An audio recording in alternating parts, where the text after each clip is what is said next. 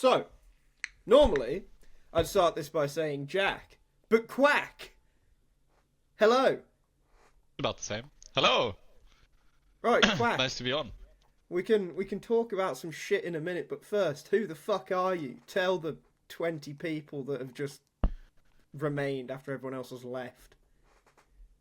I am Quack. I work for Fragbite, the news site, primarily as a writer, podcaster with Retake the Week. It's about what I do. I try to be a little bit of an everything man, a handyman, the local Counter-Strike handyman.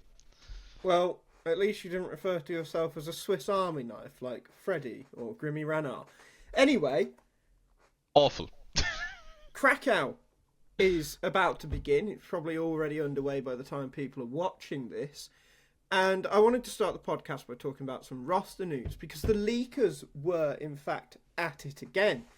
The leakers, Gromov to be exact, and some other dickhead, posted that Liquid will be making a roster move after Blast Bounty and that they would be bringing in Crimbo, which obviously led to a lot of confusion as Crimbo is very similar to NAF, but Ultimate is dog shit. As it turned out, NAF is just not attending because he's got some family shit going on, whatever that is, and Crimbo will be a stand-in until NAF can return. So what I wanted to ask you, because ultimately that's really boring, is do you see a world where Crimbo is really good, Ultimate continues to be shit, and they could bring NAF back as an AWPer and Liquid would be better for it? Ooh, I mean, yeah. Like, basic answer to the question, yes. Liquid would be the better for it for having NAF hopping. I think. Honestly, I think that's a no-brainer because honestly, NAF's doing a good job in his roles. Crimbo, I believe, can do the same job. I hope he does when he does play now. But mostly Ultimate is just so bad that there are genuinely moments where I feel like when he's not using the AWP, they're doing better than they otherwise would be. When, it might as well have been a rifler there who occasionally opts. It might as well be that. And NAF, he has kind of done it before. He was one of the people juggling the AWP in like the AWP-less prime Liquid lineup. He was competent at it. I would say he was probably the best out of the three between Nitro, Stewie, and him. I'd say probably NAF was the best on the AWP there. I'd say yeah. I don't think they lose that much, to be honest. Ultimate's not even like he doesn't. I don't consider him that big of an AWP user anyway. He's a little bit of a hybrid, at least recently has been. He's also just shit with it, to be honest. So yeah, I could absolutely see that happening. Yeah, if Liquid make that call, I'm not sure. I think maybe they're a bit too meta-brained to actually do it. But if I was in their position, I would do it. And it would work. Right, well in that case, Charlie, run the intro and I'll give my thoughts when we return.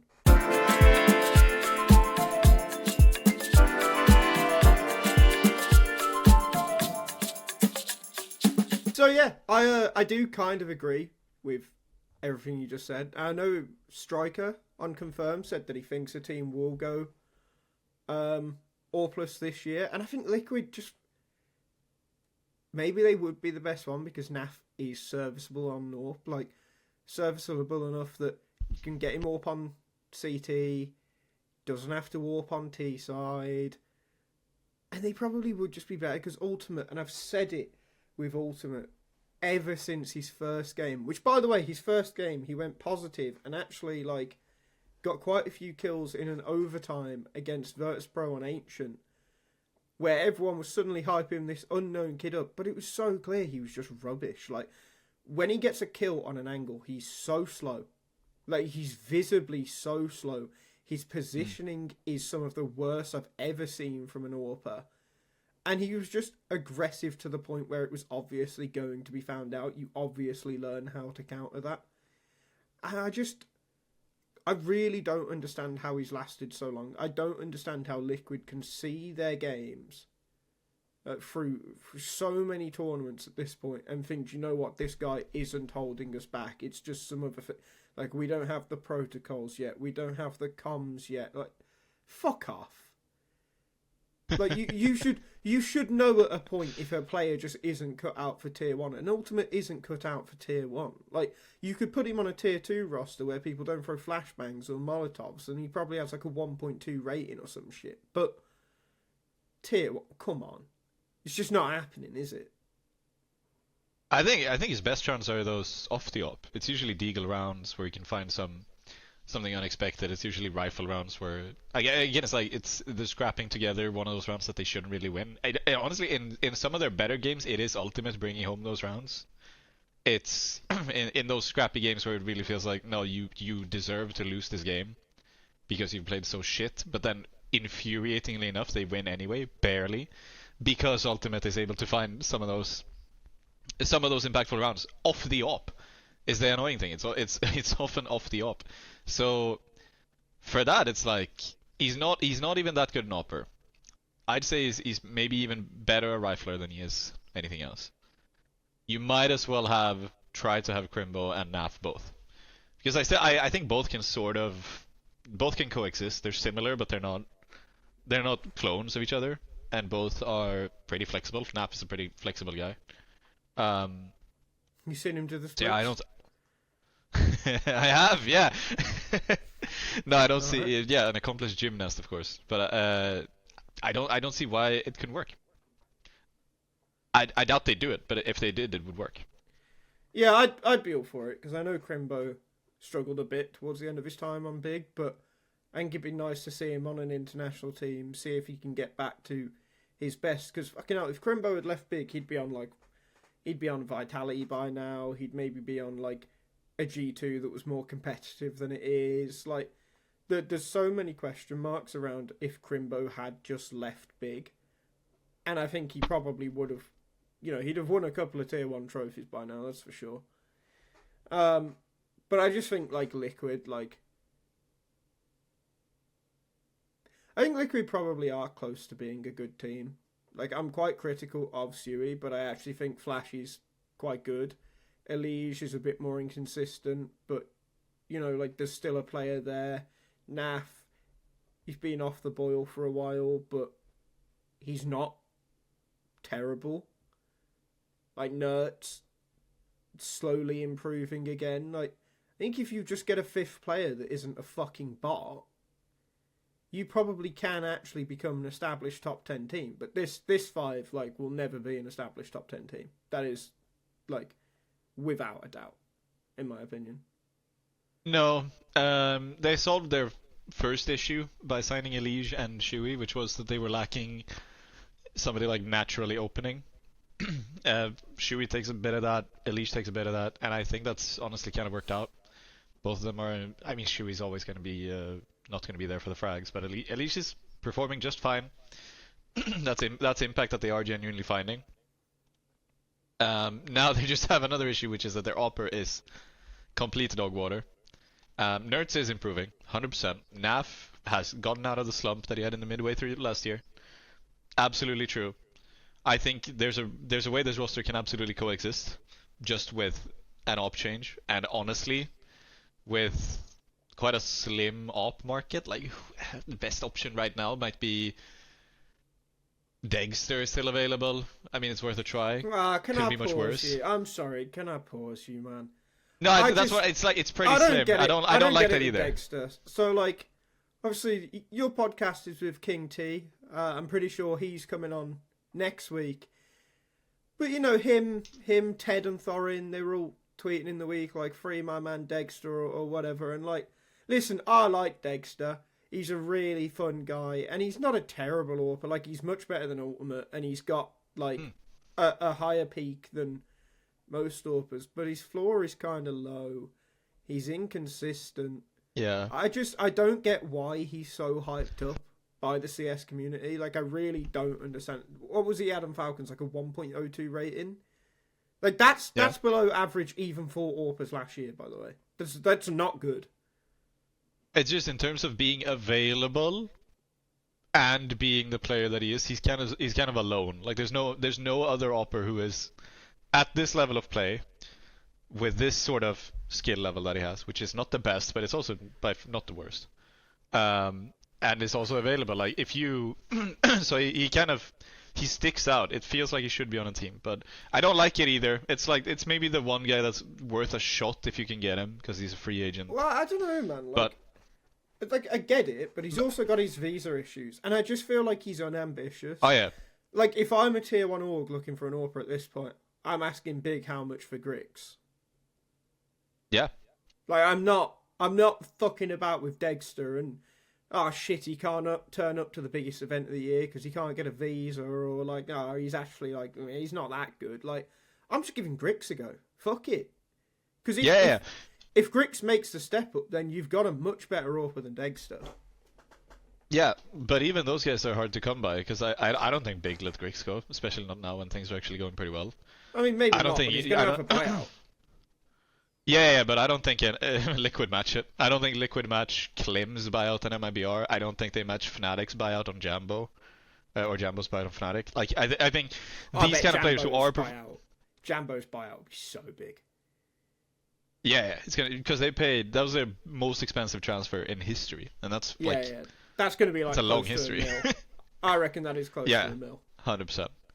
And you know, even on like the up and coming teams who you might be able to buy from, like Foot or Legacy or whatever, they don't really have the offers that you want. Like you don't want a Sadsin, you don't want a Symmetry. You want like you want a Klim or something. Not a Gentle Mates. You know, you don't want Martinez. So you want somebody like a Klim. You want somebody like a Klim. But I don't think MIBR are selling him cheaply, and it same goes for. He's only on loan at MIBR though, right? He's still signed to G2. That's also true. G2 probably charge even more. Yeah. So I think they're gonna have a rough go doing that. I think that's the reason why you have a lot of mediocre uppers. Like GamerLegion didn't make an upgrade. Astralis they just buy out Fuzi. Because Charlie's just pulled up the HLTV rankings. Fucking Try. Try's really good, honestly. Fucking impossible. I happen to know this. I heard at some point that he has a ridiculous buyout on him. Like, we're talking several $1 million. Oh. I'm serious. Oh, okay. I mean, I assumed it was like $1 million, but several. No, several. Yeah, no, they people have tried and failed. Yeah, no, people have tried and failed. That's not worth it. There's no Absolutely way not. He signs another contract at Imperial though, because he must know he can do better than that team. Yeah, and I think Liquid would have been perfect. And Liquid has another benefit. Replace Ultimate with Try. You have an American core. That's a much easier major qualification. They'd go back into the Americas, wouldn't they? Yeah. It's been the perfect signing to make for a year, and I can only assume they've tried, but it's impossible. Yeah.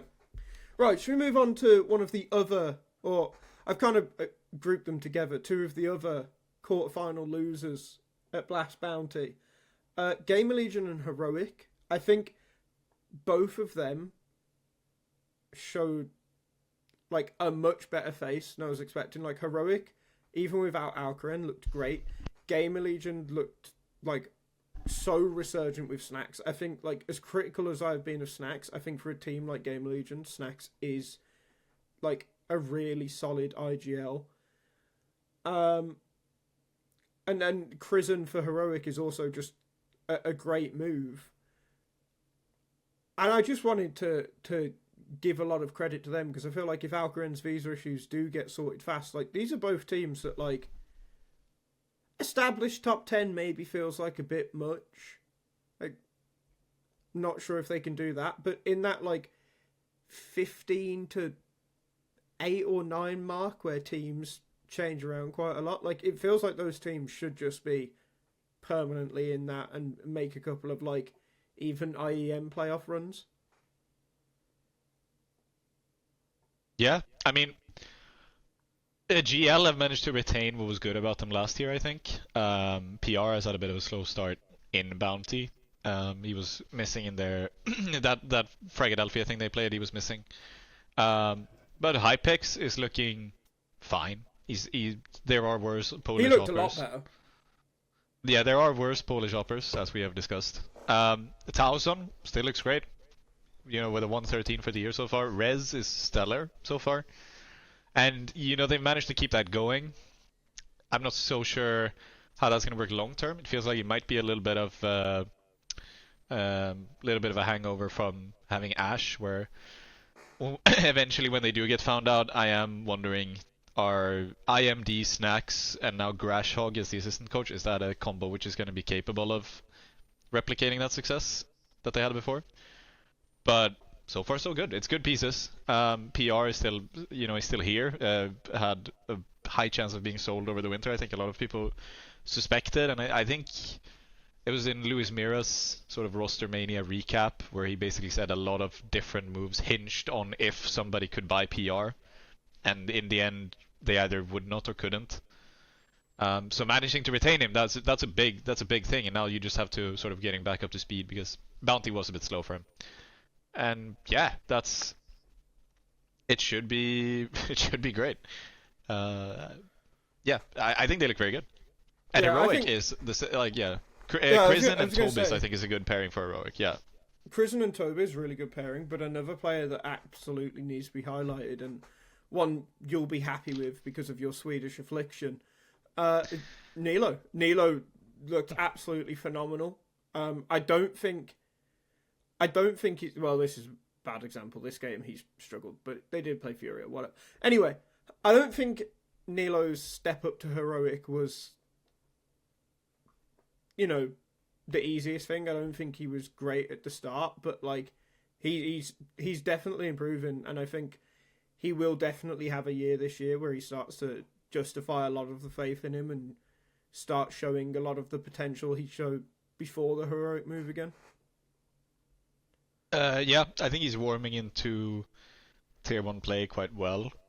I think the addition of Susp is going to be huge for him as well, as sort of a chemistry thing with how good friends that sort of Metasport group were with Adam B, Nilo, Susp. These are they were friends outside the server before they played together. That's the kind of level we're talking.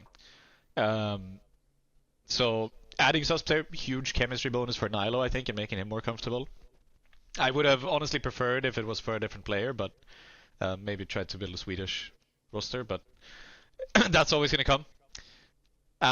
Krisen has looked great so far, and Tobis, I think he was partially signed because they had Tobis, because Krisen's sort of start to, high level play to begin with was Mouse NXT with Tobis as the coach. So I think that was sort of Tobis coming in thinking, I know an in-game leader who I want, and he is available. Let's try to get him. And it was Krisen out of OG. Let's just mention, they made top 8 in Bounty without their Opper. And that's, again, maybe not a big loss, because I'm not a big fan of Alcaran. But Youngster not is... high either. No, but Youngster is also not a good Opper. And they still managed to, on very short notice, make some quite impressive results. Do you know what though? Yeah. Credit to Youngster. Not a great Orper, but I don't think he embarrassed himself at all. I actually think he had a couple of decent maps. Yeah. It wasn't horrible. It was by no means horrible, but it wasn't just, awesome, No. 0.92 is nothing you can really be super proud of, but he wasn't a liability through and through, by no means, no. And that friendly campers game as well, it's to sort of destroy them in the way that they did, despite having such a big weakness, because that's a team who are good online, or are supposed to be good online anyway. That's not the easiest thing to do. Just because he was the best player in this game, fucking X-Floud, man. He is so the games where he plays well, he's so fun to watch. He fucks. He was really streaky last year, which was I think in the end that's why he ended up being benched last year, because he was it just wasn't really possible to get a good level out of him always. But he did have those massive peak games, like when they beat Aurora in Dallas, and he was massive in that game. And also in that phase game where they won, massive in that game. But then he is just kind of gone, where they play Falcons in between there. He was just really up and down, and there was a big downer as well towards sort of when he came back. He wasn't really himself for a while. I think maybe the biggest problem for Heroic to solve, aside from what visa issues for Alcarin, I guess. Aside from that, maybe the biggest issue for them to solve is try to get some consistent level out of Xcloud. And if they can do that, Heroic are super dangerous. Then I would legitimately say they might be a top 10 side. They might be a side that I see, you know, in these PGL events, I'd expect them to maybe be able to make a run for top 4, maybe even a grand final here and there. I'd say that's reasonable. But one of the other things with these two teams is that you also have provided the take of the week this week. So, Producer Charlie, if you could pull that up. Quack, talk us through it. Right, so this was an HLTV thread. It's where I find most of my delirious takes. It's very brief. This is from Miami Disco, an HLTV user, with the headline, Sub Top 15 Hot Takes. And there's 3 of them. So, Foot are extremely overrated. Gentlemates have potential to be top 10. And GamerLegion are already a dead team. So maybe we should start with that last one, since we have just gone on about GamerLegion for a bit. Yeah, and I'd like to say that Miami Disco does go on to explain his take a little bit. And he says PR is going to do to GamerLegion just like Spinks did to Vitality. Crying he wants out and destroying the morale. And he then says, like, they will improve if they slot in PR side grade or a minor downgrade for sure. And that's just fucking mental. Like, how are you improving with a downgrade because you've just, like, invented this fucking, like, toxicity in your head? And don't get me wrong, right? I really like PR as a player, but I'm a vibes guy, you see. I use stats when they benefit me, but I'm generally a vibes guy. And I interviewed PR for Bounty and, like, got a bit of a bad vibe off him. He seemed like one of the more arrogant players I've ever interviewed. And honestly, PR, mate, win some fucking shit before you become arrogant. Alright? Like, calm yourself down, my son. But he's very good. And this GamerLegion team certainly aren't dead after one event. Like, that is mental. But Charlie, if you could... Yeah, I mean, it's like, Charlie, you've just pulled up the HLTV interview where PR said, I was getting hyped up that something good for me could happen, but after a few days I realised it was just Twitter rumours. Like, he certainly thinks he is too good for GamerLegion, but I think he's also, like, probably professional enough to understand that still means he has to perform for GamerLegion. Otherwise you go the way of Crimbo, where you go from being someone that's actually probably got quite a lot of conversations about him behind the scenes to, like, oh, Crimbo's back, guys. Let's see if he's still, you know, even serviceable as a player. Yeah. I mean, maybe that's the most fair point in this thread. Yeah. I mean, that's probably an issue that they have to deal with. To be honest, that is. It sounds like that might be something which might become a problem. I just don't. PR is still. He's pretty good. It's the kind of thing where he was obviously sought after, just didn't really end up happening. But it's just he's not all that. Like, I know he was nominated. Like, he was one of the nominees for Rookie of the Year, I believe, and that's all well and good. Well done. You're not that. You're not on that, son. I think for me, like, PR is really similar to GymFat, where I think either of those players in place of Tesses, like, do make Falcons better. Probably. But I think, like, people talk about them so much as, like, you know, they'd go and slot into any of these teams and just become, like, a fucking star for a team or all this shit. Like, guys, PR and GymFat, they're not even as good as Mezzi. And that's not a slight against Mezzi. Mezzi's so good at what he does, but you've got to, like, GymFat and PR, yeah, they're good players, but they're not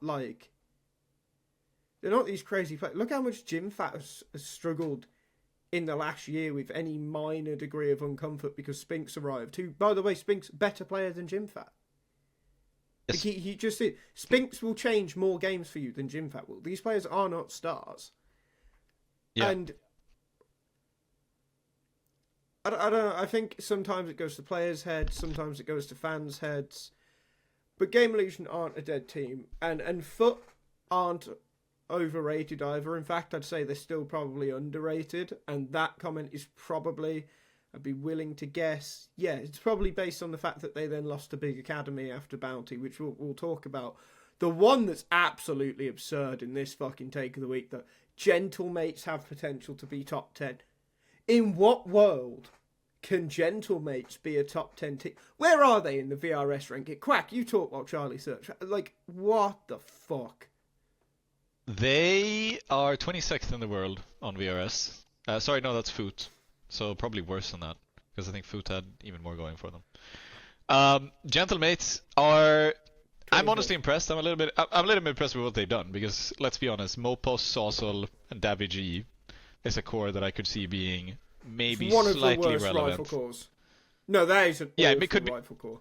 No. 3 years ago, they were doing decent qualifying for IEM events and the occasional major. I did not. It was reforming this core felt like rebuilding like the original Imperial roster, like a Last Dance roster. This was not a team that I thought were going to do anything whatsoever. There's one piece on this team who I think is legitimate potential top 10 material, and it's Alex. And that's just barely the case. I think Alex is better than he gets rep. Yeah. I used to think that, but Nip went so badly that I think he is just like, he's a Spanish IGL. Do you know what I mean? Like, I don't think he's potentially more than a Spanish team. I don't know. Sections of that year, he had fucking Blue Phoenix and to work with. Yeah. I'd still give him. I'd give him like the benefit of the doubt. He did hang around the top 15 with NIP with suboptimal pieces like Isak and Maxter before he was good. But that's all I'm gonna give them. Martinez, fine. You were okay when you were on a top 30 team. That's about as far as I'm gonna stretch for you. I've never seen enough from Martinez to think that he's somehow gonna be like top 10 level upper. And the rest of them, like, yeah, all three of them feel like they could fill a decent role in a CCT playoff team. That's about it. David, there's no rubbish, man. He's so bad. He's so bad. He is genuinely, but I don't see anybody else really doing anything here. I don't see why this project exists or what they think is going to happen. Because I don't think, like, yeah. I won't spend too long on them because they are shit. No. But it really surprises me that they are still a Spanish team. Like, Gentlemates, as far as I'm aware, aren't exactly strapped for cash and are quite an ambitious org. Like, it does kind of surprise me that they're not already an international team. Yeah, they absolutely could have gone that route. I wouldn't have put it past them. I feel like they probably should. Yeah, I feel like, between Foot existing and having teams like there's pieces you could definitely pick from a team like Friendly Campers, who I believe are free agents at this point. Like, there's pieces you can pick from a lot of tier 2 teams at the moment where you could put together a decent Gentlemates side. Foot, I think a lot of people were trying to get a lot of different Foot players, but fucking Monty, like, you're telling me that Gizmy cannot move upwards. You're telling me that, Rio did move upwards into Astralis, but like, you're telling me some of these pieces can't be moving. Eyeballers. If Gentlemates come knocking with, $100,000 and they want to buy Bob XT, that's a giant upgrade for Gentlemates, which could really increase their level. But yeah, and Eyeballers would 100% take that. 9 as well have pieces that I think are good. Like, they are in a like prime position to try to pick some players from these different teams to put together something decent. But I think at this point it's just they're gonna play out. They're gonna squeeze everything out of the Spanish core, which is nothing, and then they're gonna fall out of irrelevance, relevancy. And Gentlemates are probably never gonna have a CS team again, and I think that's how it ends. Probably, yeah. But let's move on. Let's go back to Bounty. So the next team I want to talk about, we're not going to bother talking about Vitality because I really like. Fuck it. I don't think there was much to take from Vitality. We're going to talk about Spirit. I'm not going to do the Hallie rant this week. I do it every week. I think Hallie is dog shit, and everyone knows that. I didn't see enough of a system change though, and I don't think many people did. And I think people are already like kind of set on the fact that this Spirit isn't going to change the fortunes of Spirit. Like, Spirit will still be this elite level team that don't win as much as they should for the player that they do have, or 2 or 3 players that they do have. But I wanted to bring up a tweet that the former host of this podcast, Elliot, put out, and I'd like to say that this tweet right here is why he no longer hosts this podcast. It was my clairvoyance. I saw into the future. I saw this here tweet, and I decided he had to go. So I killed the king. I'm going to read out the tweet for the audio viewers. The audio viewers said, #they, which I believe means me and Jack, talked me out of saying minus Shiro plus Jame on the podcast. Jame has yellow playing like Prime Olofmeister. Imagine what he'd do with Donk. Fuck it, Donk to PARIVISION. Now, I'm going to allow my energy, my distaste of this tweet to charge up a little, because I've had to dispel some of that energy to even read it out. So, Quack, take me through your initial reaction to this here tweet. I mean, yeah, it's like, on the absolute surface level, if you don't think about it for more than 3 seconds, yeah, sure.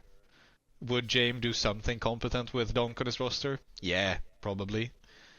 Would it give Donk a better chance of winning everything in 2026? Absolutely fucking not. Do I think Jame replacing Shiro would absolutely elevate that Spirit side? No, not really. Like, I don't think it's Magic's fault. In the end, I don't think Chopper... I didn't see much out of Chopper, which felt like it was his doing, in a way. A lot of it felt like there is this system behind Spirit, however competent Chopper and Halley are.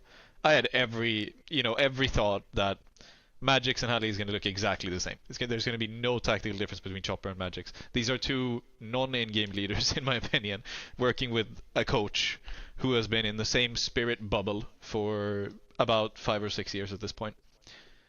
Working with Donk, pretty much solely working with players like Donk and players from Donk's own academy crop. Nothing is going to change. I don't think anything is going to change in the future. This is a team which is going to win trophies when Donk, Tenier, and Shiro magically just click, and Magix and Zontic do well enough where they don't completely bottom out and are deadweights for the team. That's when this team is going to work out, and that's when they're going to be able to win trophies. That is not going to be Magix's doing. And that's going to happen once in a blue moon, a couple of times a year perhaps. But this is not a future Go team. Well, this is what I've been saying about Spirit the whole time on this podcast. Is like they don't win an event because they're a good team. They don't win an event because their system is good or they've anti-stratted particularly well during that event. Like, they win because they have Donk and they have Shiro and now they have Tenier, who I rate really highly. You should win trophies, yeah. And eventually you're just going to win a trophy. Like, Europa, as much as he can struggle for impact sometimes, is like the 3rd or 4th best in the world regardless of that. Your star is the greatest player to ever touch the game in terms of mechanics. Like, he is better than Simple in terms of his raw skill. Like, he just is. And then Tenier is probably one of the better, like, comfortable Tenier is probably one of the better players in his roles in the world. And like, when they won their major, it was because Magix turned up for that game. But like, in this current system, I think Magix helps it slightly because he's more willing to be aggressive than Chopper, which hopefully shifts Tenier a little bit into better spots for him to do damage. But fucking Zontix, there's no point in Zontix being on the team. So let's take that to an extra. Let's put Zontix within the conversation of Elliot's tweet, right? So I'll start with minus Shiro plus Jame. It's absolutely mental. It's so absurd. Like, I think, okay, Valid, you've got this soldier in Magix. That would be good. That would be nice. That would be good for Jame. You lose, though, a ridiculous amount of firepower between Shiro and Jame. Like, as good as Jame can be, as clutch as he can be, like, Shiro is just better at that. You then, like, you're still not getting more out of Zontix because, like, I don't know, man. Like, Zontix is okay on CT, but he's a fucking bum on the T side. Like, let's not fuck about. But the bigger problem is James IGLing and also stars with James IGLing. So there's a reply here that says Spirit actually gets anti-stratted. There's a reason James could never keep a team in the top 5 for long. The moment one of his teams start getting taken seriously, they fall off a cliff. And Elliot says James has also never had Dunk before. Every other great IGL has had a superstar. It's kind of valid, but I don't really think it's that valid. He won a major with Kicker. We'll get to that, right? If you click on Elliot's profile, Charlie, there was something he retweeted afterwards. Yeah, here it is. It's at the top there, where someone said James is not the type of IGL that fits well with superstars. He needs egoless teammates. And Elliot said, this is probably a fair comment, but you have to hope people can buy in now. He's proven himself. He's proven himself for years, and for years this whole thing of getting in an extra star has always failed, James. Because it will never work, because James' system is structured as fuck. There's so much micromanaging going on that you can't have a superstar. It will never work. And Elliot acknowledges that himself most of the time, which is why this take from him is especially dumb. Because it will never work. A superstar wants the means to make a play for himself, and you can't have that in James' system. It ruins the entire structure. So, as an AWPer, really bad for Spirit to get Jame. As a rifler, in place of Zontix, probably your best case scenario. But still, I think Jame, full-time rifle IGL, would be closer to Cadian than it would be to Fallen. Yeah.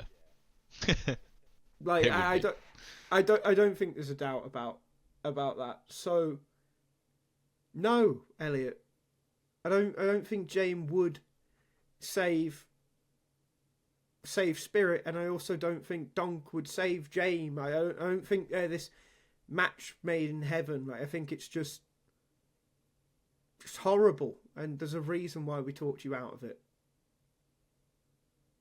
Yeah, it's not. I don't quite see it. I don't see Jame replacing Shiro at all on the op. In you know, in the times that Jame has played against Spirit when he was on VP and in this PARIVISION series, he does actually bottom out quite hard. In particular, you might remember at the end of 2023 there was a Betboom Dacha final where he was horrible over 5 maps, where they actually got like a fully reverse swept 0-2 to 3. First 3-2. ever best of 5 reverse sweep. It was indeed, yes. So yeah, I don't think he stacks up to Shiro that well. It's been the case in the other series after the fact as well, where he's not really winning that duel with Shiro in particular. So you're losing a lot in Shiro, which wasn't that final still Art Frost actually? I think it was. Yeah, you're right. I did realize that while I was talking. But there's a series afterwards where he did play against Shiro as well, and didn't really do much. He had 8 in 9 in one of these maps, 13, 14 in the other. This is not a great op performance. And it's you lose a lot in Shiro, which I think is not. It's not very easy to see what Shiro really brings to the team. It's because his ratings aren't always that high. His actual frag numbers aren't always that high. But you do get a lot of those. A lot of those his 1K and 2K rounds are very big actually, where he just really fills in the hole and just plucks a frag out, which brings a big advantage for the team.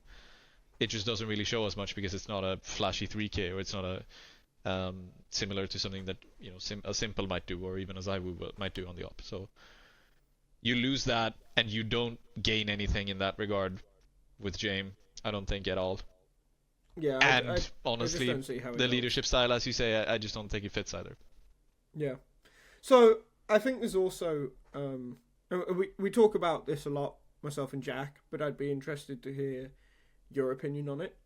I think Falcons this event showed like they aren't just superstars. Like they do have a solid system. I don't think they'd have gone as far as they did if they didn't have a solid system. Because Nucleon's like, I was impressed by Nucleon's. Like I don't think he was bad by any stretch. He was actually quite good against Vitality. But again, he was better on puggy maps, and that's to be expected. And I think this tournament does show like they are capable of winning trophies. They are like, as funny as it is that they haven't been, they are capable. I'm just not sure that they'd ever do it consistently, because regardless of what I just said about like stars, because they like superstars, because they would sign another superstar, it's Falcons. I don't think they have the team for their system. So do you think they could ever like, you know, win a couple trophies in a row, or like with this team they could end a season as the best team of that season? I mean, no. The problem that we talked about since Kyusuke was signed up until the point this fall shuffle, once it became clear that they weren't really making changes, is that there seemed to be a bit of an overlap between NiKo, Kyusuke, and Tessis. I think that has been somewhat rectified. I mean, it seems to be working better than I expected. I wonder if maybe the success in Bounty is honestly partially because Kyusuke wasn't there, and that allowed NiKo to sort of flourish a bit more. Because Nucleons, while he was more like he was somewhat slotting into Kyusuke's responsibilities, you aren't gonna put him in the same high pressure spots all the time. And I think a lot more weight was on NiKo's shoulders. He carried that quite well, and he ended up being one of the more impactful players of the tournament. So that way I wonder if maybe that Kyusuke was gone, it temporarily alleviated that role clash, and that was one of the reasons why they could be successful here. That's not something which is going to be easy to alleviate when Kyusuke is in the team. That's not some. You're not going to get this. I don't think you get this NiKo for, well, assuming Kyusuke shows up for all the remaining events of the year, which is, we don't even know if that's going to happen, but presumably it does. Assuming it does, I don't think we see this level out of NiKo for the rest of the spring season. I don't think we see that consistently. And Tesses has done a good job. He keeps doing a good job. I think it is just going to end up with eventually Tesses ends up being shoved out of where he is comfortable so far out of that, where he just starts to look like a liability, and eventually he's going to be gone anyway. I think that happened months ago. Charlie, you'd think so. Pull up Tesses' profile. I mean, you'd think so, but it's not. You know, they still retained him. They still retained him. And pull up last 6 months. It's not great, man. It's not amazing, but eventually eventually that's going to say a 0.90, and then Zonic is going to pull the plug.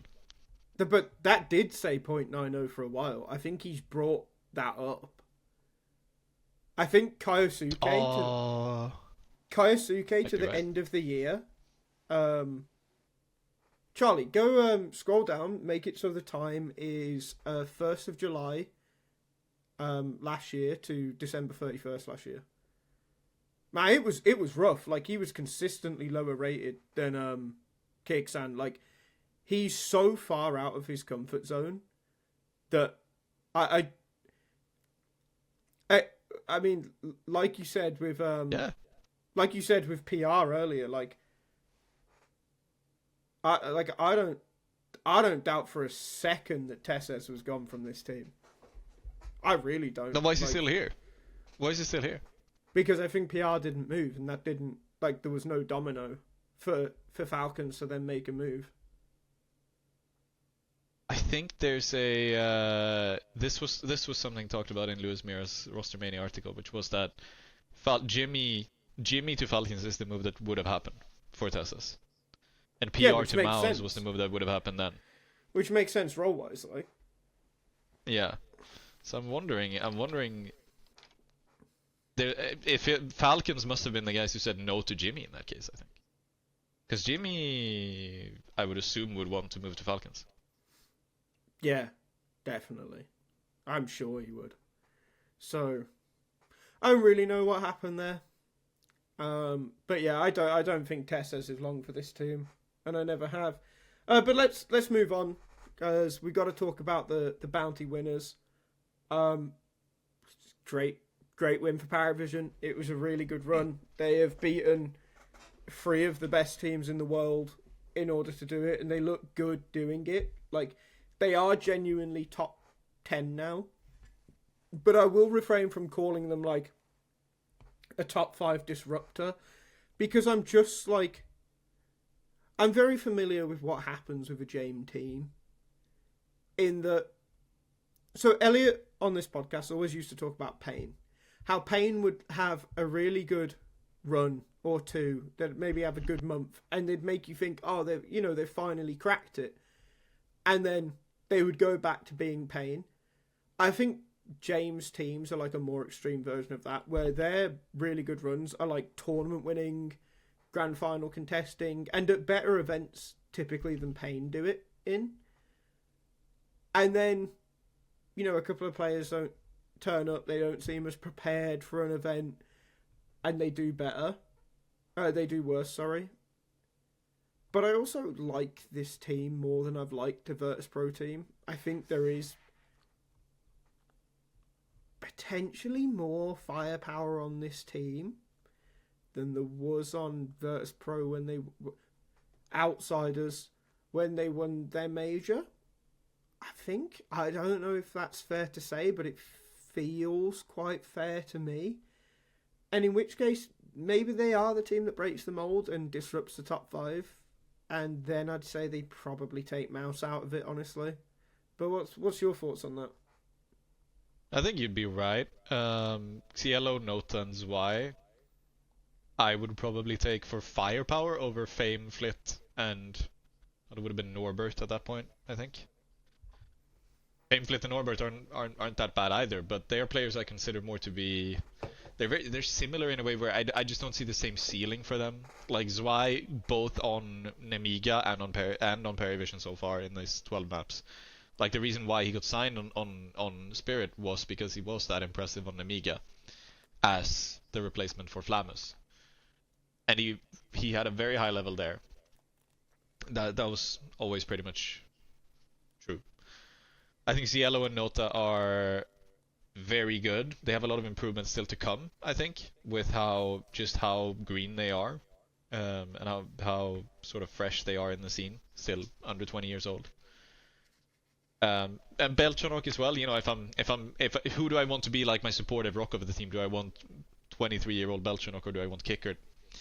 At the time of the Rio Major, I probably would have said Kickert, because that's somebody where you maybe want some more experience, some more communication, etc. But Belchonok is not bad whatsoever, and I think he's sort of been awkwardly shuffled into these slightly suboptimal positions by the fact that he started out as one of the best pieces of this team. Now he is honestly one of the least talented pieces of this team. And I think Belchonok's quite good, actually. I don't really have much of an issue with him.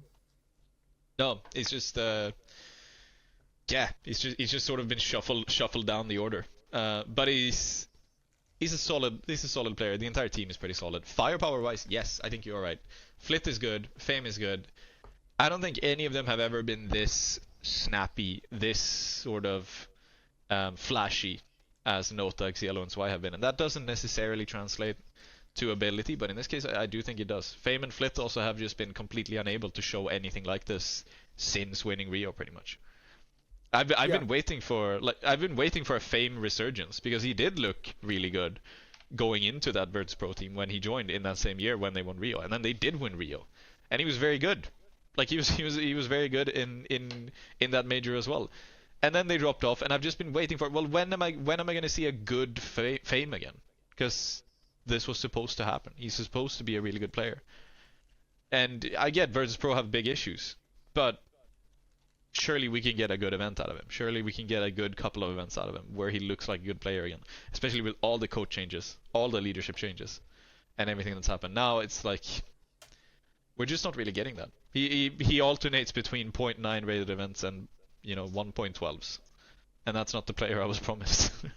Yeah, and I was promised that player 3,000. No, yeah, I think PARIVISION. PARIVISION, whether they can continue, is how much they can withstand the incredible amount of anti-stratting they're now going to receive. But I wanted to shift focus, and I wanted to talk about the MVP award. Because obviously NiKo won it, which hilariously is the 4th time a Falcons player has won an MVP award since m0NESY joined, and they haven't won a trophy in that time. I've got thoughts, but first, do you think it was fair that NiKo won the MVP award? I think it's close. I think you could go a couple of different ways. I always think second place MVPs are quite boring, just as a base level fact. So if I can pick somebody else, I probably would. I also give some credence to the online sections of the event. I know HLTV don't. They said explicitly that's not something they care about. So Zweiss and Nota's stellar level in the online stage and NiKo's quite poor level in the online stage did not count towards this MVP award. So with that, I mean, I would still give that some weighting. I realize it's online, it's less high pressure. PARIVISION still had quite losable games in that online stage. I mean, they were at the time we thought of them as a top 15 side, but even in hindsight, you're playing Astralis, where there are some pretty high performance players who I think could have those flash in the pan games. Like you could have a very strong game out of a Yabi or a Ryu or a Fuzi or a Stair, and you could have something impressive there. You could have even on ends. You know, there's players there who I think can pop off, and that was a triple overtime affair on one of those maps. These like having Zwei and Nota play the way they did in those games was still something I give them a lot of credit for, and that's something I would attribute to giving them an MVP if I would. But it is basically between. In the end, I can't say that NiKo's MVP is unfair. Like he is one of the more impactful players of the entire event. He's the 3rd highest rated of the LAN stage. He was Falcons' best player in the grand final. It's not a super impressive grand final. I mean, his fragging output is paralleled by 3 PARIVISION players, but I still think he had a lot of impact. He could be the most valuable player of this event in the end. Yeah. So here's the thing, right? I think there's 2 things first. I do think the idea of the MVP is very stupid and American. In that, like, what does most valuable mean? Because if you're doing most valuable, then oftentimes it shouldn't even go to the best player at an event, right? Like, and I think the greatest example you can use for that is Imma at the Paris Major. Like, on the idea of what is the most valuable player to their team, I don't think, even with how that final went and Imma's performance in that final, that it is possible to argue that Imma wasn't the MVP for that event. He was. Absolutely, across those 3 stages, he was the most valuable player to any team in the tournament. Like, GamerLegion would have been nowhere near the final if Imma hadn't had an incredible event. So Imma, in my eyes, if you want to call it the MVP, well, then it goes to Imma. If you want to call it the best player award, it goes to Zywoo. That's fair. That's fine. There's then also HLTV's criteria, and this was obviously HLTV's criteria for things was debated a lot during the top 20 this year, and it gets debated occasionally for MVP awards as well. On the online phase thing, I think it should be factored in a little bit, but it should be factored in based on the opposition. Like, I think it's very different, especially with the bounty format, to think about an online phase of bounty compared to maybe like Pro League Stage 2, I believe, is still online. Yep. Like something like that, or like the open groups, the Blast open group stages that were online there, because then you've got a like higher field, like what Falcons opening game was against Ecstatic. Yeah. Like at that point, you've got very different weighting just because of the teams as well. And online, you know, there are fewer pressures and whatnot because of the comfort levels of players. But if we go forward with their criteria, is that a lot of it is but the importance of like ranking the game scales with how deep it goes in the tournament. So like semi-final will be rated then higher than the quarterfinal, and final higher than the semi-final. Cool, fine. I can deal with that. So then you actually, but then you go into it, and if you look at the specific games, Nota in the semi-final was actually kind of bad, or in the quarterfinal he was kind of bad. The other one he was kind of mid. Like he didn't have two great games before the final. So I think saying that he should be the MVP at that point is like it's a little bit of a stretch, yeah. At that point it's like, okay, but you're reaching based on an incredible final. And I saw I think it was Yumi was tweeting that the gap between NiKo and the other candidates wasn't high enough to give it to NiKo. But Nota was the closest on like 1.14 purely off his final rating. After that, you've got Jame at 1.1. Jame didn't have a great final, so he's out. And then you've got Zwei and Ziello at 1.07, something like that. Yeah, that is far enough off NiKo's rating that I think NiKo absolutely 100% is the MVP of this event. And I don't think people looked enough into it or understand enough about the way HLTV do things to actually make fair comments about it. Yeah, I think in a way, if buts and maybes, but Zwei was maybe the guy who could have taken that away from NiKo, because he did have two, not great, but two fine enough games prior to the final. Spirit game was a bit of a downer, but that Furia game was alright. And then the final was a little bit of a meh. But Zwei is maybe the guy who could have taken it away from him without having Nota's quite low, quite bad games prior to that. But I think, yeah, it is. I think what stings my gut reaction, which is what made it stung for me to begin with, was that NiKo, a 120 rating doesn't feel like it's good enough for a second place MVP. It just historically, most of the second place MVPs have gone to players like Zywoo and Monesi, who end the event on a 130 plus, and it's like, well, yeah, indisputably this player probably was the best performing player of the event, but was let down by their team, or the other team were better, or the other team didn't have the same standout stars. And it feels more fair that way. If you're looking at Zywoo in a 135 competing with Zershin at a 114, I'm not sure he's ever has lost a trophy to Mouse, but hypothetically if he did, then yeah, that's an entirely fair second place MVP. But NiKo, a 120 against a 114 feels less deserved. But then once you actually went digging in, it's like, okay, no, they actually have kind of done their due diligence, and that's why I think NiKo is at the very least not unfair. I probably would have gone a different way just because I don't like second place MVPs on the whole, but it's fair. I think in a world where, honestly, in a world where second place MVPs are allowed, there probably wasn't another candidate for MVP than NiKo in this event. I think you're really forcing it if you give it to a PARIVISION player, and I don't think you should ever do an MVP for someone who doesn't make it to the final. But as a final point on Blast Bounty then, because we've still got a Krakow preview to do,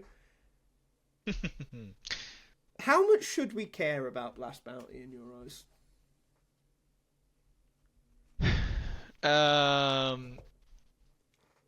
Not that much. It's not the biggest event of the year. It's the first event of the year. I think it's worth caring about. As a spectator, it's worth caring about because we get to see a lot of sort of which teams have done their homework over the winter. How our team's gonna look heading into the season, sort of. It's a first look at some of these teams. It's also an event where we've had several visa issues affecting quite a lot of things with Nucleons and with Youngstar, which throws a spanner into the works for all that. And there's also probably a little bit of uncomfort stemming from roster moves in a couple of these rosters. Astralis, for example, with a bit more time with Fuzi and Ryu, I think they could probably do a lot better than what they managed to do in this event. So that's one of the teams that I was a bit um, that I felt like it performed under their own potential, and that's something which I think helps also for a lot of teams because it's first event of the year. But in the grand scheme of the season, it is a trophy with some money attached to it, with no crowd, with a single elimination playoff bracket with only 8 teams, and a little bit of a gimmicky format. It's not something. It's not at the end of the year. I'm not. It's not going to decide any top 20 considerations for me. Like if I'm sat here thinking, where should NiKo go? Oh well, he did have the Blast Bounty MVP. That's not going to pull him up into the top 10 if he's otherwise. Like it's not something which I think is going to move the needle too much. Yeah, I mean, so the reason I asked, Charlie, if you could pull up James' interview after the final with HLTV. Yeah. Because I actually thought this statement was a little bit egregious, if I'm being honest. So after the final, HLTV interviewed Jame, and James said Landerlan was top 2 after Rio. This one is like a regular CCT event. And if you could, Charlie, if you could just find the Landerlan and just bring up the teams there. There is a caveat you might have missed out on here, though, which might qualify it a little bit more. Go on. Landerlan, when they were playing that event, was if they win the final against BetBoom, they go to the major. If they lose, they don't. I mean, yeah, there is that. I think it should be higher up than that, Charlie. Yeah, it's falsies. Majestic Landerlan is the one. Majestic Landerlan 3. I think that's why he says that, because it was maybe the most high pressure LAN final he has ever played, aside from Rio at that point. So I can kind of see what he means. Saying it's the same as winning a CCT, that is fucked up. But like comparing it to Landerlan, I can sort of excuse that. I mean, look at the teams in the event though. Like you've just beat Spirit, Furia, and Falcons versus these teams. Like, it's a bit of an extreme. But I'm not sure it's that far from the truth. Like, I think a lot of the teams play it because it's the first event of the year, so it's good warm-up for Krakow. There's also the Blast Frequent Flyers program to consider. There's a lot of money in that. But it just isn't that important. Like, there's an online first 2 matches with a few, like, shit teams in there. And then, as you say, a group stage with no crowd. And I don't really know how Blast fixes that. Because having your winner go and make an interview like this after is so fucking damaging for the actual, like, tournament itself. It hurts it so much. But at the same time, why would you ever fly 32 teams somewhere for a single elimination format? Like, it's way too costly. But you also can't really change that too much because then you hurt the format too much. Like, the point is that it's meant to be single elimination, and then you need a few more teams to make the monetary element worth it. So is this just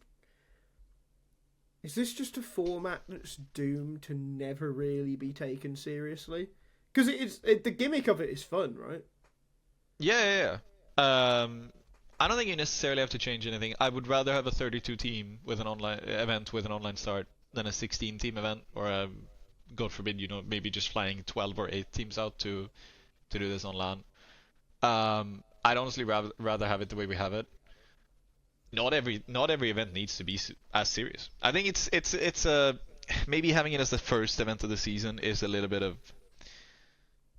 On one hand, it's like a soft start. The teams get to have a nice beginning of the season off from the break with some lower pressure games. But it's also a bit, you can. It's the Phantom Menace of any Counter-Strike season because you can skip it.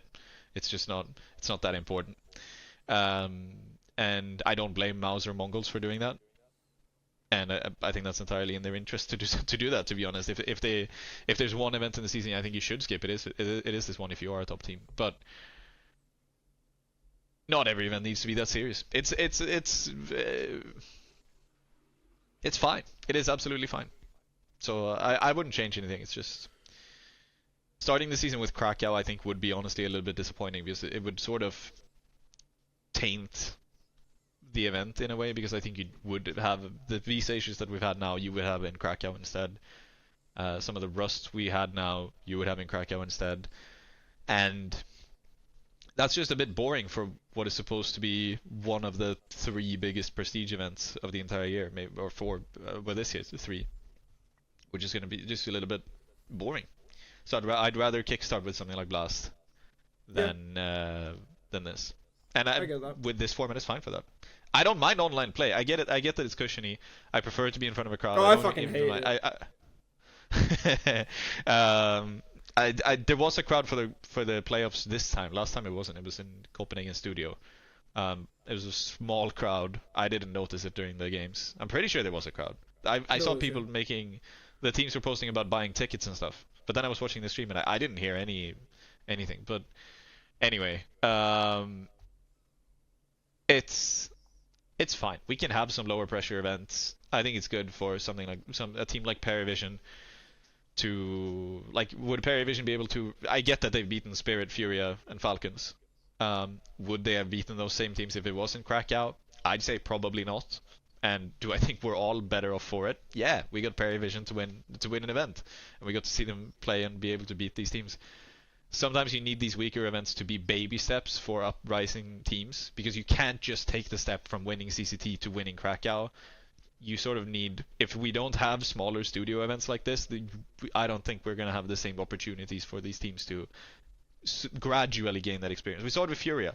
Like, Furia were winning big stage titles towards the end of last year, but before that they were winning Fisher Playgrounds, they were winning studio events, they were winning, they were winning in events where Spirit and Vitality weren't attending. That's a good stepping stone for them. They got to have like a small achievement, then another small achievement, then another small achievement. Suddenly they win Chengdu. So those things, I think that's good. And Blast Bounty is one of them.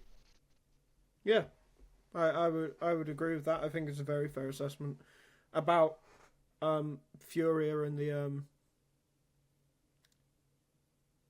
progress of events, evolution of events. I don't know what to call it, but I think on that point we should run the ad break so we can talk about Krakow, because no one's here anymore, so we're just talking into the void and we can say some unhinged shit.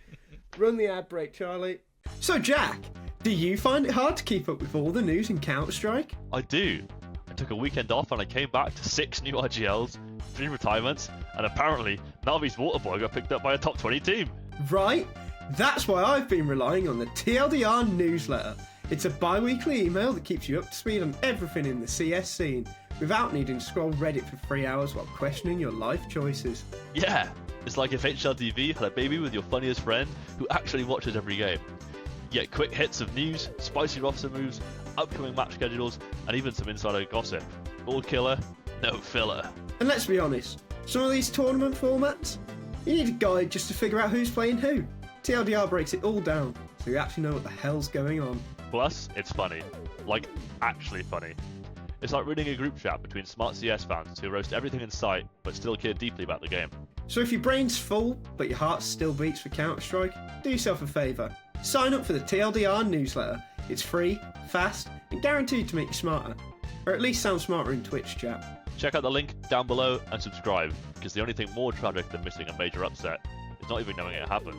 TLDR. You don't have time to read everything, but you still want to sound like you did. So we're back. There's still somehow roster news, with that roster news being that HexT has signed for Wildcard.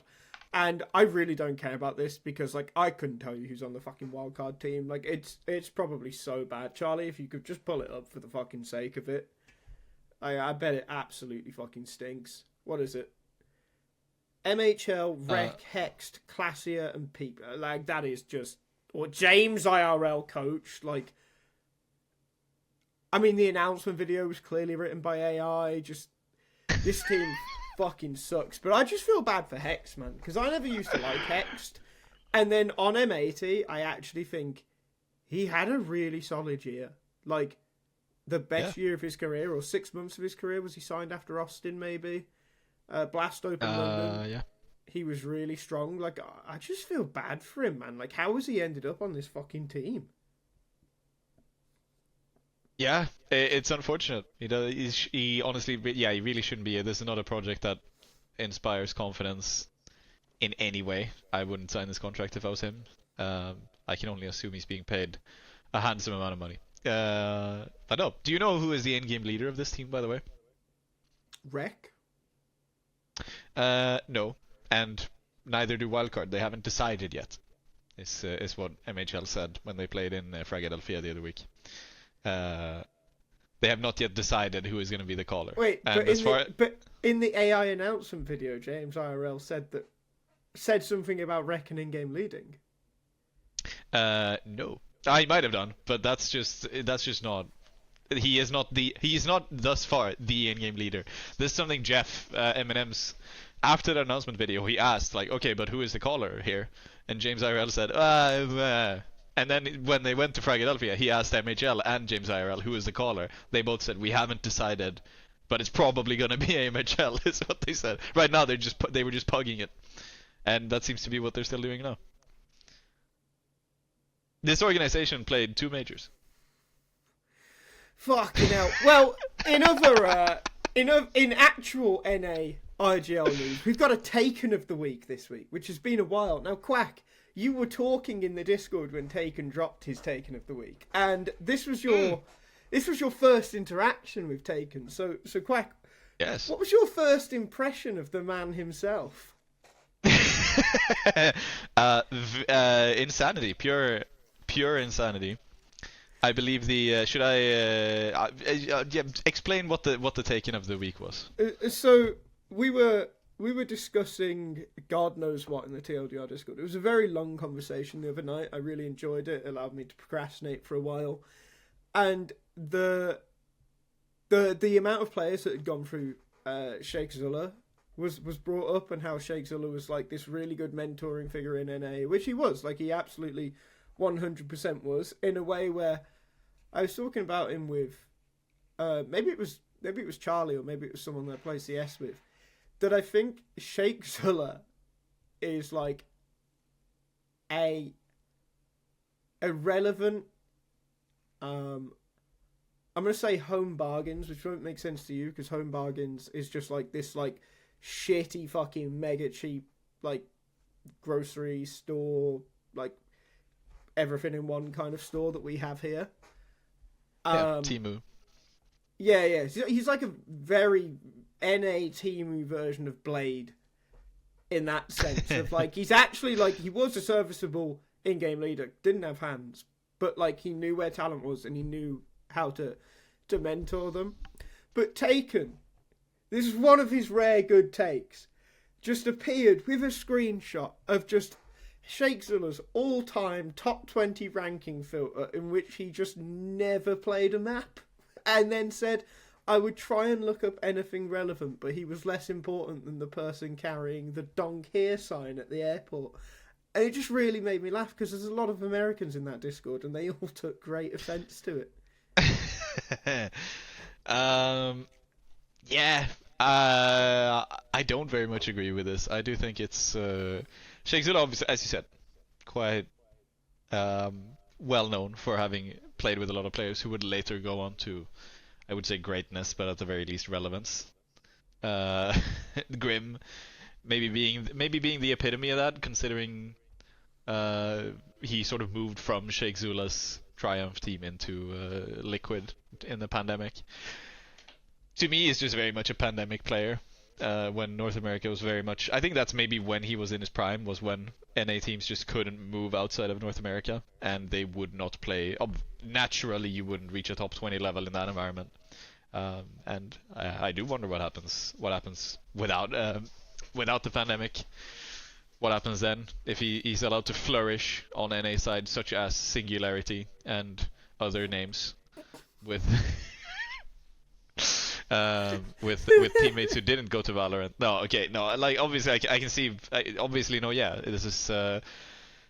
I'm very much tier 2 and 3 brained. This is to me Sheikh Zula is a respectable character who I have seen the good sides of. I can also understand that he is far removed from tier 1 play. So, I mean, the later statement in this same discussion was, I don't know much about Swisher, which I was like, oh, okay, well, fucking. I mean, but that was also just good from Taken, because Swish is fucking shit. Like, Swish is so fucking bad. If I have no idea about Swisher. No, okay. So you haven't been watching... And as I said, but as I said in that conversation, like, if you are capable of having your girl stolen by fucking Stown, that is an indictment on you, and you should not be fucking spoken about positively as a result. Like, let's not fuck about it, because Stown is a fucking weed, man. He's a fucking prick. So, like he's just arrogant fucking Danish arsehole. And you're a Swede, so you know all about a fucking arrogant Danish arsehole, I'm sure. Like, fucking hate Stown. Yeah, I do fucking hate Stown. But yeah, no. Put some respect on Sheikh Zula. He's the, no. Very, like, yeah. I think I've given him the greatest compliment anyone ever could in calling him Timu Blade, like Timu NA Blade. I think. But it was just the way Taken said it, so good. And I love Taken, but he should come with a warning label and definitely should wear a helmet to leave the house. Anyway, let's talk about IEM Krakow, and we'll talk about a few teams here, game by game. I do want to say before we talk about the first team, this like opening bracket of like Aurora, GamerLegion, Heroic, PARIVISION is so stacked compared to any of the others. Aurora, okay, they've got no momentum, but this could really hurt the momentum of GamerLegion, Heroic, or PARIVISION. Like, this will be great viewing. But let's start with Aurora, right? Because they didn't look particularly strong in Bounty, and I know Ash spoke a lot about Soulfly potentially being quite a bad fit for the team on HLTV Confirmed. And, you know, it will make sense. Like, he's taking less openings. He's playing in a lot of spots that are unfamiliar for him. He's playing, I believe it was Nuke. He's just literally never played. I think before the Nuke game they played at Blast Bounty, he'd played 12 Nuke games ever across... Jesus. But, like, that's across professional games and Face-It games. Oh! Like, he just does not play fucking Nuke. Jesus, alright. Yeah, it's, like, insane, and that's a horrible thing to now have to step up to. Like, you're a tier 1 team that's expected to do things. So I want to say, like, because I look at this, like, GamerLegion looked solid. Heroic honestly looked good enough to beat Aurora, and PARIVISION, like, let's not fuck about here. How reasonable is it to expect an actual last place exit for Aurora? Because if they lose to GamerLegion, then they lose to Heroic or PARIVISION, they're fucking gone. They're out dead last of Krakow. Like, how reasonable is that? Very reasonable. Need I remind you, the team that knocked Aurora out of Last Bounty was GamerLegion. This is a rematch. And they didn't look particularly inspiring there. And it's a game that I fully expect GamerLegion can win. Considering the last game, maybe should win. I don't really care if it was online or if it's online. I think, especially with Soulfly, I think GamerLegion honestly maybe even have an advantage with some of the players they have in that sort of environment. And then if they end up against Heroic or PARIVISION, you know, there's a chance PARIVISION end up with like a, you know, having just won a trophy hangover. You sort of let up the gas slightly, especially with it being the first time. There's also a chance that they just absolutely don't do that and just continue to impress. And Heroic, I think, have... Again, I can only assume that Alcarin is going to be here. We would have known otherwise. No, Alcarin isn't. But I can say that. Alcarin he isn't there? No. Ooh. I asked earlier. He's not there. So it should still be on. Alright. Well, do you... Like, I'm not going to say what it is, but have I told you how serious the visa issues are? You've implied it, but... Yeah. I'm not going to say what they are on the podcast. But no, they are very, very serious visa issues. It did sound in their announcement, like, you don't make an announcement to say that Alcarin is due to unexpected reasons for the foreseeable future, not gonna be with the team. You don't do that unless it means several events. I will say this. I won't say exactly. If that isn't sorted soon, it could be like serious career derailment. Right. Interesting. Like Heroic will need to replace level derailment. Yeah. Right. I still think Aurora could lose to Heroic. I think, again, we had that, as I mentioned, X-Cloud. They've already beaten Aurora once in an event last year, and I don't think Aurora have gotten better since that point. And I think you do have a very very very activated Nilo. You have strong leadership now in well, you had that before as well, but high level adequacy. Stop smiling, man. Stop. No, if you want to talk about Counter-Strike players being turned on, we can do that. Like, I bet there's some fucking dogs in Tier 1 CS. Like, there are some people there who are laying some serious fucking pipe. Like, Flash is a fucking unit, man. Did you see him in Bounty? Like, he's a unit. He is laying some... You know what I mean? Like, he can fucking go. Yeah. All right. You know what? Actually, I'm derailing the conversation. Who do you think lays the best pipe in Tier 1? Best or most? Ooh, both. Alright, so... Yeah, I gotta hand it to my man Susp. I think he's got the looks for it. Is that best or most? That's most. I'd say most. Because the guy with the most is never the best. So who's the best? 'Cause I reckon NiKo has some game. NiKo leaves women happy. You know, he always finishes second. Like it's really good for women. You would ask some Falcons hate watchers, they'd say men actually. I don't know. I'm looking over the ranking right now. Do you know who's in with a shout? Fucking Apex, man. I bet the French are really generous lovers. Yeah, it's like. And Zywo was like too nervous. Zywo was like too nervous to like really go all out, but Apex, like, he's just confident. Like he's gonna please some people. Yeah, I do think. I think I'll go with that. Yeah, I'm happy with that. But yeah, Aurora, man, shit team. I actually think Aurora are going out dead last. Zero pipe. Let's talk about Liquid, man.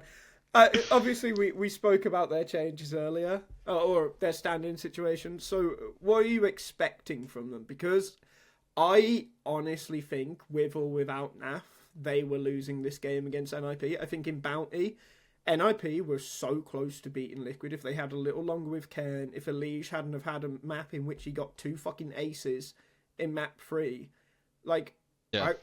I think NIP would have beaten them anyway, and I think I would have expected to beat them here regardless. Yeah, that's a fair point. Yeah, I think it is that Cairn just hasn't really been here that long. It was a transfer that I think they completed quite late on. I can't imagine they've been able to work that much.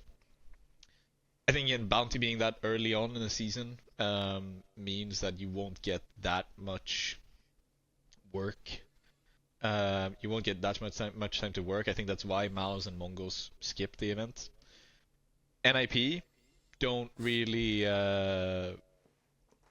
I think some more time given with Cairn, I think is very positive for them. So for that, yes, I can absolutely see them winning. And yeah, with or without NAF, I think again NAF has been very good for them recently. Crimbo maybe a little bit out of it. Hungry to come back. Obviously, I could also see that we just get a crazy level out Crimbo just as an advertisement for himself. But there's also just a risk that, he doesn't know the cause, he doesn't know the strats, he hasn't had a lot of practice with the team, especially if this was sort of an emergency, like a personal emergency, urgent kind of thing.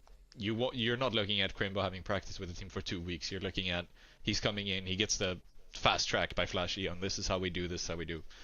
There's gonna be some issues there probably, but it's gonna be close, I think. Like a Liquid NIP game, I don't think is ever going to be a blowout for either side.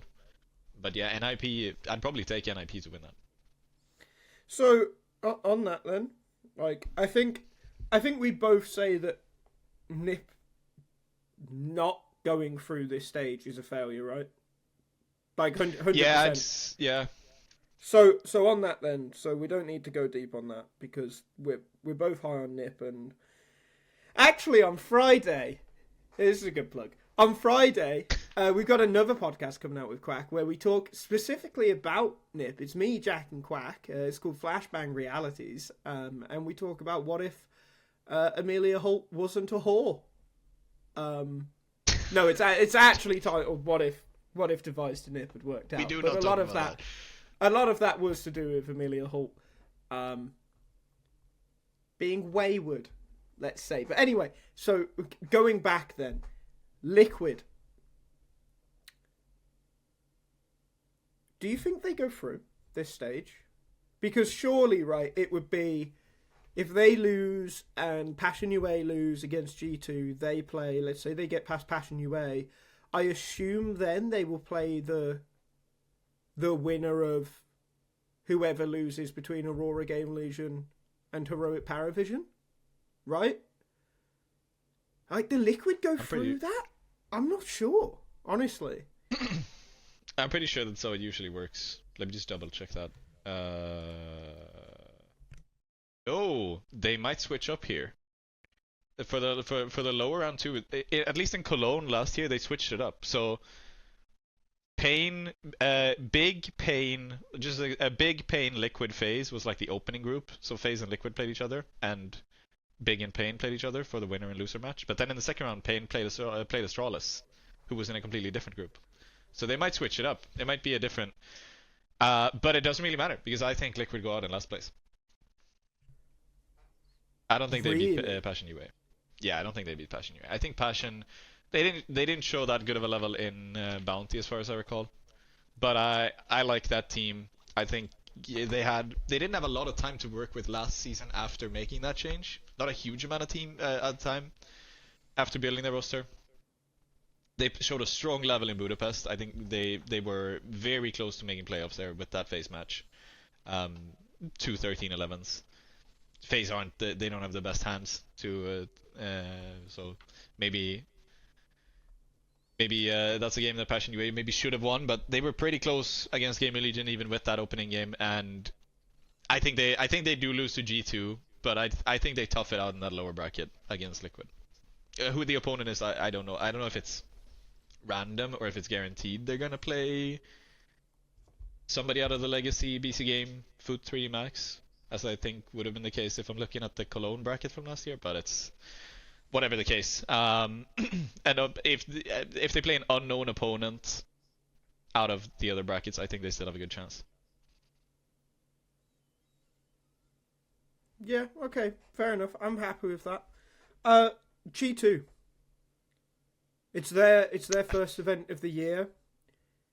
And honestly, like, I was really high on G2 when they formed. I thought they'd put together a good team. I was still really high on them when they won Blast Open. I've gone a lot lower on them. I feel like I want to see more from them and their system. I definitely want to see more out of Malbs. So, like, what are you expecting here? What do you want to see from G2? I think they go through. I think just on firepower alone they should go through. I was also high on them when they got put together. I was high on them when they won their big event in London with the Blast event. They have gone backwards since then. I think it's pretty clear. Mobs has some issues that I'm not even sure Mobs can solve. I think G2 might need to solve them by replacing him, or replacing somebody else to try to better fit him into the roster. It feels like him or Hunter, right? Like, yeah, I mean, yeah, it does feel that way. Mobs has just been disappointing to me, where he obviously can shoot very hard. He can obviously aim. He can obviously play very well. He has done it before. Getting rid of NiKo is what was supposed to make him good, to make him really shine. It still hasn't really gone that well. 2025 compared to 2024 is worse, and I don't. Just with 0 changes having been made, I don't really see anything changing there either. So I'm not expecting much. I expect they make it through. I'm not even sure they beat NIP.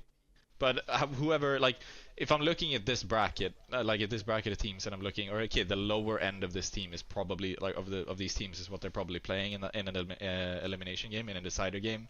I think they take it. I think they do take it over a Foot or a Legacy or a BC.Game, or an NRG. But I'm not sure. I'm quite worried for the sake of G2, to be honest. Yeah, I have no clue what to expect. But what I do know is that BC.Game are fucking rubbish. Yeah. And there's a little bit of intel that we've received from Jack, or I've received, that I'm now going to share with you. Jack messaged me to say that he has never seen a team arrive at a media day looking more miserable than BC.Game. And I imagine you've never had an interaction with Muterus, like in person? No, I have not. Muterus I assume it's lovely.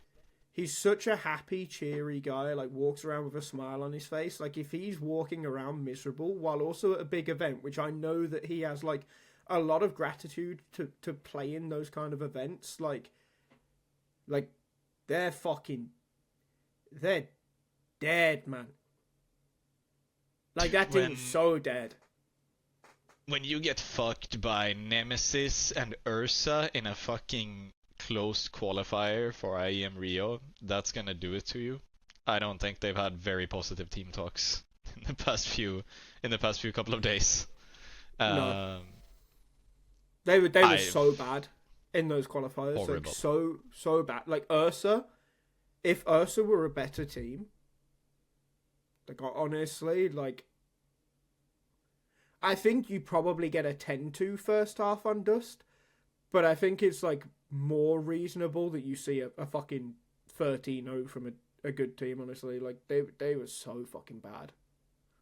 Yeah. Irredeemably bad. Yeah, and I'm not. No. I don't have high hopes for the Legacy game. I don't have high. The funny thing is, like, they are gonna play, I would say probably 3D Max in the elimination game, the lower elimination game. 3D Max can lose to anybody in the world, and that might be the one game BC.Game win in the next 3 months. To be honest, if that might be the one match that BC.Game are able to win. It is that game against 3D Max if they end up playing it. That said, I still think BC.Game are more likely to go fucking 0-2-0-2. Oh yeah. This is the perennially, yeah. You know this, that like any game that they play is 3v2 v5. Like you're not even talking about two teams on the server, man. Like, and it could even be fucking 3v1 v1 v5. Like, I don't know if fucking Simples realise that Electronics are fucking dick yet. Like,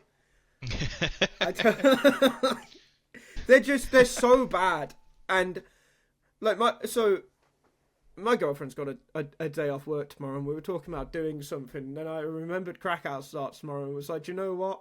I'm really sorry. I enjoy spending time with you. I do not enjoy spending time with you more than I will enjoy watching BC.Game get fucking battered. Like, that will be the highlight of my month. Because, like, I fucking hate this team. I really hate everything about this team. I hate the way it was formed. I hate the, like... I really like when a team is put together in a way where you can see the vision, like, it looks nice. Like, there is no vision for this team. The vision for this team is, like, oh, well, we can buy these players, we can get a VRS ranking, then we can build from there. But that doesn't work. That fucking... No. Like, I had a lecturer at uni who would always say, like, no plan survives first contact with the enemy.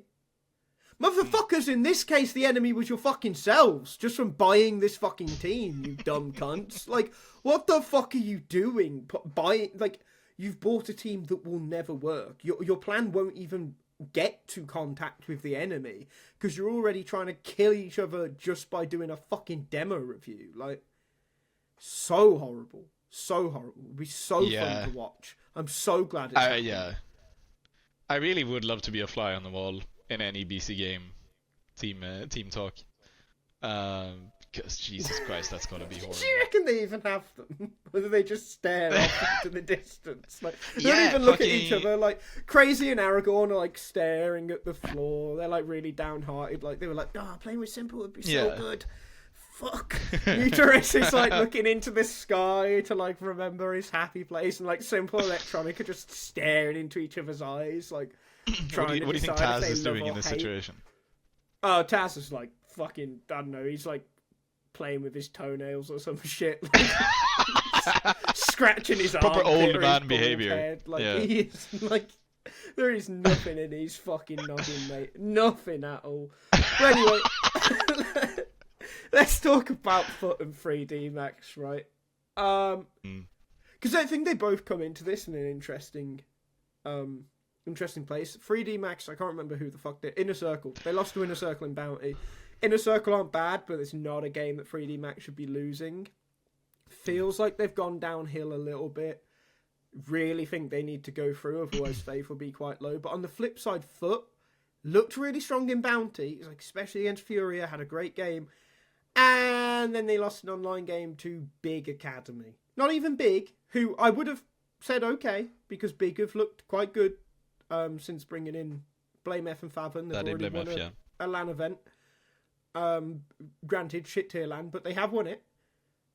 But Big Academy, like, I think Foot really need to go through this stage to, like, even just to prove it to themselves that they are, like, this level and they're not just kind of chancers who are getting invites. But what's your take on them? Because you've probably watched them a lot more than me because you actually care about dog tier Counter-Strike.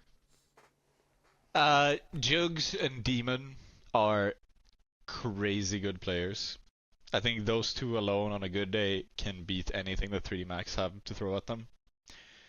3D Max can lose to absolutely anybody on the planet. It is just the fact that, yeah, their base, like their average level, is going to land somewhere between 10 and 15 on the world ranking. Their floor is going to land on 10 and 15 in France, like among French teams. Try to name that many. It's they can lose to literally anybody. And you know, for that, like they could lose to BC.Game just through the fact that fucking Aragorn decides to click a little bit of heads, and that's a game that 3D Max could get absolutely rattled by and lose hard. But fucking, they should win. And Foot are on the rise. Every piece in the team is solid. I don't have much in favor of Lonix, and Symmetry is mediocre. He's fine. He has never been a star. I was going to say, the weakest. I don't know if I'd call every team on the piece solid, and I think a lot of that is down to Symmetry. Lonix has impressed me in what I've seen. I thought he'd be terrible. I think he's been quite serviceable. Symmetry, I just don't see it, man. I don't get it with him. No, and there's something to that. It is also kind of just like, he's fine. He does a job which is not horrible. There are worse operators on the planet, but the Jugs and Demon are the people who win games for this team, and for my money, that's better than anything 3D Max has. 3D Max also continually being fine. And they keep talking in interviews about how they're not really progressing. We sort of stagnated since from the spring season. We kind of regressed, I think is what they said. Like, yeah, they'll never progress in this team. Like there isn't the national talent there to do that. No, and the thing they keep talking about that, and yet they don't make a change. This is the third season where I think we've had this exact same 3D Max roster. I can't remember when Gravity joined, but I think it was early 2025. Body was the last one to join. Gravity's been there longer than Body. Oh yeah, you're right. Body's coming up on a year right now. So yeah, it's early 2025. Body came in. It's gonna be the majority of 3 seasons played with this roster, and the only change they made is a coach at the start of last season. Yeah, I just think like 3D Max, they're like gatekeeper team, and that's all they'll ever be as long as they say French. But Foot, like, I think Foot are another team that should be looking to be in. You know what I said earlier about GamerLegion Heroic in that like 15 to Yeah. 8, 9 spots. I think Foot should be looking to be in that, and I think they can establish themselves as that in this event. The last two teams I wanted to talk about, though, are Astralis and Bait. So we'll do Astralis first, because they're in ascending order here. Do we get Fnatic Astralis or PARIVISION Astralis? Because they looked so out of sorts against PARIVISION, but solid enough against Fnatic. And I just don't know, right? Because they've made 2 changes, and there's a lot to make that work. But I think they have to beat Pain, because Pain also made 2 changes. And I also think, like, maybe they should be disappointed if they don't go through this stage. Like, would you say that's fair? Yeah, I'd say that's fair. Astralis ended last year as a team who were sort of knocking on the top 10, I think. They were knocking on being in there, even with Magisk. I think that was still the case. And with Device, I think in that sense they've upgraded both of those positions. Fuzi, I think, is excellent, has always been excellent. Obviously a bit of a tumultuous tale moving from team to team to team. But now he's landed here. I think he's got a very solid core to work with. I'm very impressed by Stair. And Hooksy, I think, is legitimately so underrated even still as a caller. There are coaches who have worked with him who will say that he is the best in-game leader they have ever worked with. And at that point I'm talking about somebody like Pita, who also spent a large part of his career with Exist. So, like, it's saying something. It is saying something. And I think he has every opportunity to turn both Fuzi and Ryu into really good tier 1 talents. For me, it's a matter of time when it happens. It might as well be in Krakow. And for Pain, I think Pain might probably have a bit of a longer ways to go with VSM and Piria. Didn't really have the best time in Bounty, obviously. Still beat I think their Boom. lineup fucking sucks, by the way. VSM, man, what are you doing? I rate the VSM signing because it's like, yeah, you came back. You were fucking amazing for like a year in Brazil. And, you know, he came back into the fray of things. Piria, I don't know anything about. You know, he might as well be another Snow. And that would not be good. But VSM is also like, can he really stack it up in tier 1 like he did back home in Brazil? I'm not sure, but yeah. No, he can't. Yeah, I don't. So far, no. But I feel like it's just based off the games they have. Like, I think if they don't go through here, like, I think they should be one of the teams that advances at the first time of asking, because Pain don't like this lineup at all. Snow is overrated from being likable. VSM is shit. Piria is like whatever. Like, I really think Pain are like a 2-piece team now, maybe 3-piece. Like, yeah. I don't think Snow is that awful, but he's certainly overrated. NRG fucking suck, obviously, and Bait. Right, this is where we get to the good bit. And this is how we're going to end the podcast this week, because we're gonna have a prediction. So I've also been receiving intel about Segukawa. So obviously he is an unknown to us all. There wasn't even images of him in the announcement. He's never played a LAN map before. Well, he's never played a HLTV map before. Sorry. So he's 16. So I'll be careful here. But apparently he's a very big boy. Very big boy. And as an AWPer, now honestly, I don't think that big boys can be AWPers. I just don't see it, personally. Maybe that's an agenda that I have. But what I've also heard, and beside the point, we looked into him last week or the week before, like, he's not that impressive pugging-wise, so, like, you know, whether that translates is something. Apparently, during the media day, Segukawa has said, I don't particularly like AWPing because I think the gun is useless. So with all these factors in mind, the fact he's 16, he has never played a HLTV map online or on LAN, the fact that his FACEIT isn't overly impressive to look at, in just the opening best of 3 against NRG, a team Bait should beat and probably would beat, even with like a cockroach sitting at the end of their desk. How many kills do you think Segukawa will get? Because I'm confident he fucking bottom frags. In the entire event? No, just in that best of 3. But you can do entire event as well if you like. Just in that best of 3. Well, it's NRG still. See, the thing is, his teammates are actually quite great. I think Kensisor and NPL, and even Alex, and honestly even Essential was grown on me. Can drag that series into a 3-mapper. NRG are also horrible. Could be overtime. I'll give Segukawa, like, with that in mind, I'll give him maybe 18 frags. Across the best of 3? Across 3 maps, one of them might be overtime. That's wild, bro. I was gonna say, like, on an individual map, no more than 10 kills. On an overtime with overtime tax, like, he can maybe break 15 kills. So you're talking like 3 maps maybe with an overtime, like, he can maybe break 30 kills. Like, maybe break 30.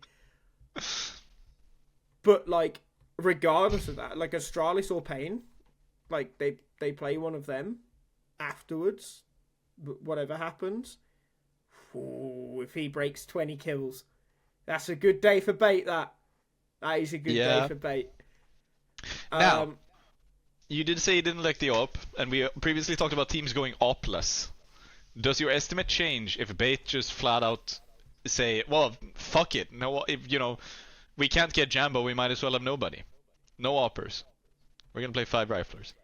I'm still not sure this kid is going to be any good, though. That is also a solid, like, how old is Molodoi? 19? Yeah, I think so. Yeah. Well, 21. Okay. Even better. Oh. I think there is a big thing, right? Molodoi had played, was it 50 HLTV games or 50 HLTV maps when he joined Furia? It was series, I think, because he played quite a bit on Amcal. Okay, series. For maybe half a year.